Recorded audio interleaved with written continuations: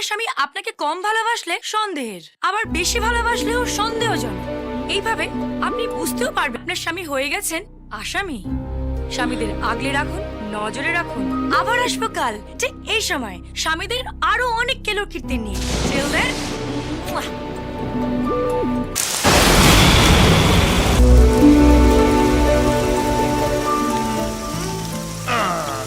কেমন আছো? চিন্তা করো, কেউ জানতে পারবে। এটা রাখো। এসব কি দরকার?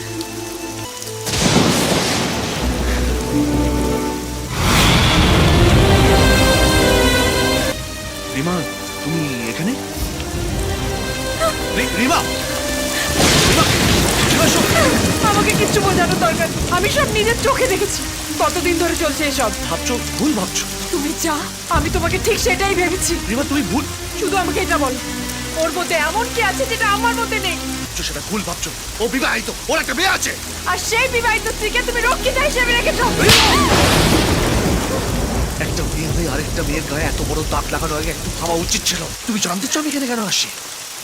এসো, এসো আমার সঙ্গে। চিনতে পারছো? হ্যাঁ, সুজিতদা। আমাদের কোম্পানি প্রিন্টিং এর দায়িত্ব ওনার কাছে ছিল। একটা অ্যাক্সিডেন্টের পর দুটো পাই চলে যায় ওনার।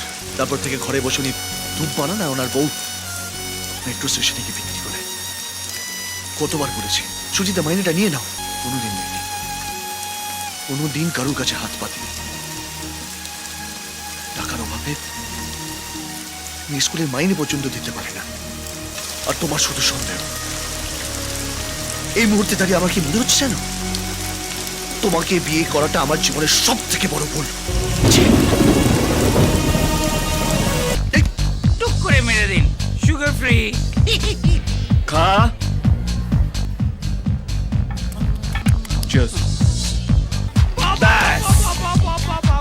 বাচ্চা ছেলেকে মাঠ বানিয়ে দিয়েছি, শুনতে মনে আরে সন্দেহ করারও তো একটা লিমিট আছে।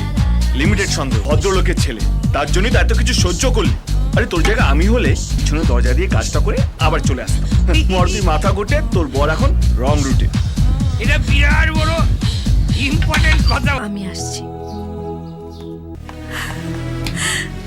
আমায় ক্ষমা করে দাও যা, আমায় ক্ষমা করে দাও। আমি জানি আমি যা করেছি সেটা ক্ষমার যোগ্য নয়, কিন্তু প্লিজ আমায় ক্ষমা করে দাও, নইলে আমি যেতে পারবো না। সর্বনাশ করেছে। প্লেন বুকিং হয়ে গেছে, আর তো ক্যান্সেল করা যাবে না।